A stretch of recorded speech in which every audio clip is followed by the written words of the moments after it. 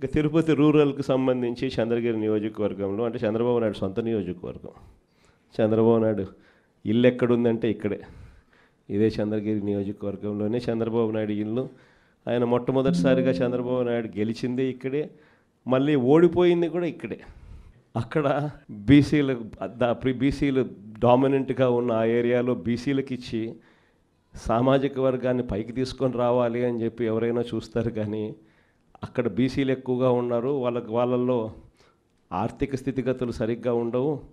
కాబట్టి ఈయనైతే ఆర్థికంగా సౌండ్గా ఉంటాడు, బీసీలని ఎప్పుడూ కూడా తొక్కి పెట్టచ్చు అని చెప్పి అక్కడికి పోయి అక్కడ పాగా వేసినాడు. నిజంగా ఏ తెలుగుదేశం కార్యకర్త కూడా ఇళ్ళకి వెళ్ళి వాళ్ళ గ్రామాలలో వాళ్ళు తిరుగుతూ వాళ్ళ గ్రామాలలో ఉన్న ప్రజల ఇళ్ళకు వెళ్ళి బాగున్నారా మీరు అని పలకరించే ధైర్యం చంద్రబాబు నాయుడు గారికి సంబంధించిన ఏ కార్యకర్తకు లేదు. కారణం, చంద్రబాబు నాయుడు గారికి సంబంధించిన ఏ కార్యకర్త అయినా కూడా ప్రజల్లోకి వెళ్ళి వాళ్ళ ఇళ్ళ దగ్గరికి వెళ్తే ప్రతి ఒక్కరికి కూడా వెన్నులో భయమే. చివరికైతే నా అక్క చెల్లెమ్మలందరూ పొద్దుటూరు నుంచి ఎదురు చూస్తూ ఉన్నారు, కడప నుంచి ఎదురు చూస్తూ ఉన్నారు. ఏదో ఉచితంగా బస్సు వస్తుంది, ఏదో విశాఖపట్నం పోయి రావచ్చు కదా, పొద్దున పోయి సాయంత్రానికి వెనక్కి రావచ్చు కదా అని చెప్పి అటువంటి చిన్న చిన్నవి కూడా పట్టించుకోవడంలా, దానికి కూడా దిక్కులేని పరిస్థితిలో ఈరోజు రాష్ట్రంలో పరిపాలన సాగుతూ ఉంది. మరోవైపున చూస్తే వ్యవస్థలన్నీ పూర్తిగా విధ్వంసం. మొన్నటిదాకా వైఎస్ఆర్ కాంగ్రెస్ పార్టీ ఉన్నంత వరకు గవర్నమెంట్ బడులలో పిల్లలకు గవర్నమెంట్ బడులకు పోయేదానికి గర్వంగా ఉండేది. గవర్నమెంట్ బడులలో మన పిల్లలను చదివించేటప్పుడు మనం గర్వంగా చెప్పుకునే పరిస్థితి నుంచి ఈరోజు గవర్నమెంట్ బడులలో అప్పట్లో నో వేకెన్సీ బోర్డ్స్ నుంచి ఈరోజు గవర్నమెంట్ బడికి పంపించాలంటే తల్లిదండ్రులు హెసిటేట్ చేసే పరిస్థితులకి మళ్ళీ స్కూళ్ళు నాశనమైన పరిస్థితులు కూడా ఇప్పుడే చూస్తూ ఉన్నాం. వైద్య రంగం ఇంకా దారుణంగా తయారైపోయింది. ఈరోజు ఎవరికైనా ఆరోగ్యం బాగోలేకపోతే లక్షలు ఖర్చు చేస్తే తప్పనిచ్చి, వాళ్ళు ఖర్చు పెట్టుకుంటే తప్పనిచ్చి, వాళ్ళ అప్పులు పాలు అయితే తప్పనిచ్చి ఈరోజు ఆ పేదవాడు బతికి బయట పడే పరిస్థితే లేదు. ఏ పంటకు కూడా ఈరోజు గిట్టుబాటు ధర రాని పరిస్థితి. ఉచిత పంటల బీమా గాలికి ఎగిరిపోయింది. ఈ క్రాప్ బుకింగ్ ఎక్కడుందో ఎవడికి తెలియని పరిస్థితి. రైతుల పరిస్థితి ఈరోజు రోడ్డున పడి రైతులు అల్లాడుతూ ఉన్నారు. పెట్టుబడి సహాయం కింద కనీసం జగన్ ఉంటే 13,500 ఇచ్చేవాడు. జగన్ పోయాడు, 26,000 ఈయన ఇస్తానన్నాడు, ఆ 26,000 కూడా గాలికి ఎగిరిపోయింది అని చెప్పి ప్రతి రైతు కూడా చంద్రబాబు నాయుడుని తిట్టుకుండా తిడతా ఉన్న పరిస్థితి కనిపిస్తూ ఉంది.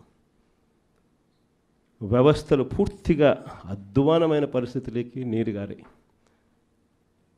ఎక్కడా కూడా పెన్షన్ల విషయానికి చూస్తే ఈయన ముఖ్యమంత్రి కాక మునుపు 66,60,000 పెన్షన్లు.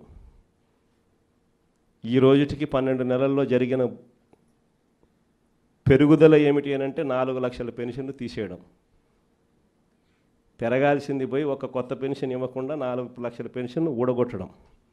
ఇది చంద్రబాబు నాయుడు చేసిన ఘనత. మరోవైపు కరప్షన్ చూస్తామా అంటే విడి కరప్షన్. ఏ గ్రామంలో చూసినా కూడా పక్కనే బెల్ట్ షాప్ కనిపిస్తుంది. గుడి పక్కన, బడి పక్కన, ఇంటి పక్కన బెల్ట్ షాపే కనిపిస్తుంది. ఏ బెల్ట్ షాప్లో చూసినా కూడా షాపుల కన్నా 20 రూపాయలు 15 రూపాయలు బాటిల్కి ఎక్కువ రేటుకి అమ్ముతూ ఉన్న పరిస్థితి మన కళ్ళ ముందునే కనిపిస్తుంది. ఇసుక కళ్ళ ఎదుటే కనిపిస్తూ ఉంది. మన హయాంలో కన్నా 2 రేట్లకి పెట్టి అమ్ముతూ ఉన్నారు. మన హయాంలో ఉన్న గవర్నమెంట్ కన్నా ఆదాయం వస్తాను నేను. ఇప్పుడు గవర్నమెంట్కి రూపాయి ఆదాయం లేదు. రేటు చూస్తే మనకన్నా 1.5 రెట్లు 2 రెట్లు ఈ రేట్లు ఎక్కువతో అమ్ముతూ ఉన్నారు. మట్టి మైనింగు, నియోజకవర్గంలో ఏదైనా పరిశ్రమలు ఏదైనా నడవాలి అని అంటే పరిశ్రమలు అన్నీ ఎమ్మెల్యే దగ్గరికి రావాలా, ఎమ్మెల్యేకి అంతో ఇంతో ముట్ట చెప్పాలా, ఎమ్మెల్యే ముఖ్యమంత్రికి అంతో ఇంతో ముట్ట చెప్పాలా. నాకింత నీకింత అని రాష్ట్రాన్ని దోచుకొని తింటా ఉన్నారు, మొత్తం రాష్ట్రం అంతా కూడా.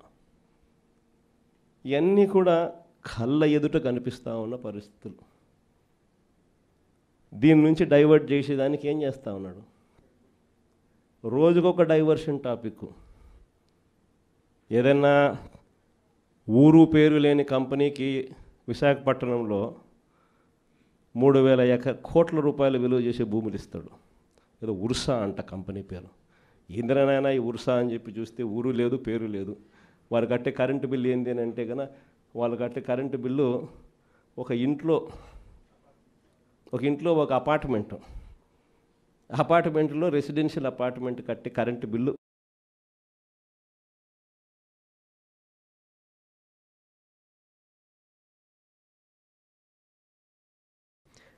రాష్ట్రానికి చాటి చెప్పిన నా అక్క చెల్లెమ్మలకు, నా అన్నదమ్ములకు అందరికీ కూడా సెల్యూట్ చేస్తాను. ఎందుకంటే ఈరోజు మనము యుద్ధ వాతావరణంలో ఈరోజు ఆంధ్ర రాష్ట్రంలో ప్రజలు బ్రతుకుతూ ఉన్న పరిస్థితులు కనిపిస్తూ ఉన్నాయి. ఇలాంటి దుర్మార్గమైన పాలన, రెడ్ బుక్ పాలన బహుశా ఎప్పుడు కూడా ఆంధ్ర రాష్ట్రంలో గతంలో ఎప్పుడు చూసి ఉండదు. అలాంటి పరిస్థితుల మధ్య ప్రజాస్వామ్యాన్ని ఖూనీ చేయడం అంత సులువు కాదు. ప్రజల్లో వ్యతిరేకతను గొంతు పట్టుకొని నలపడం అంత సులభం కాదు. ఇచ్చిన మాటను, మేనిఫెస్టోలో చెప్పిన మాటలను నిలబెట్టుకోకపోతే నీ తోలు తీస్తాం అని చెప్పగలిగిన సత్తా వైఎస్ఆర్సీపీకి ప్రతి గ్రామం నుంచి ఆ కార్యకర్త లేస్తాడు అని చెప్పి చాటి చెప్పాం. మీ తెగువకు మరొక్కసారి సెల్యూట్ చేస్తూ అడుగులు కార్యక్రమాన్ని ముందుకు తీసుకొని పోతా ఉన్నాం. ఆశ్చర్యం కలిగించే విషయాలు. ఎందుకనంటే ఎక్కడ కూడా జరిగే ఈ ఎన్నికల్లో తెలుగుదేశం పార్టీకి ఎక్కడ కూడా బలం లేదు. ప్రజలు ఓట్లు వేసిన పరిస్థితుల మధ్య వైఎస్ఆర్ కాంగ్రెస్ పార్టీ జెండా మీద, వైఎస్ఆర్ కాంగ్రెస్ పార్టీ గుర్తు మీద గెలిచిన సభ్యులు ప్రతి చోట చూస్తే అసలు తెలుగుదేశం పార్టీ ఎందుకు పోటీ పెడతా ఉంది అని చెప్పి ఎవరికైనా కూడా ఇట్టే అర్థమవుతుంది. ఇక తిరుపతి రూరల్కి సంబంధించి చంద్రగిరి నియోజకవర్గంలో, అంటే చంద్రబాబు నాయుడు సొంత నియోజకవర్గం, చంద్రబాబు నాయుడు ఇల్లు ఎక్కడుందంటే ఇక్కడే, ఇదే చంద్రగిరి నియోజకవర్గంలోనే చంద్రబాబు నాయుడు ఇల్లు. ఆయన మొట్టమొదటిసారిగా చంద్రబాబు నాయుడు గెలిచిందే ఇక్కడే, మళ్ళీ ఓడిపోయింది కూడా ఇక్కడే.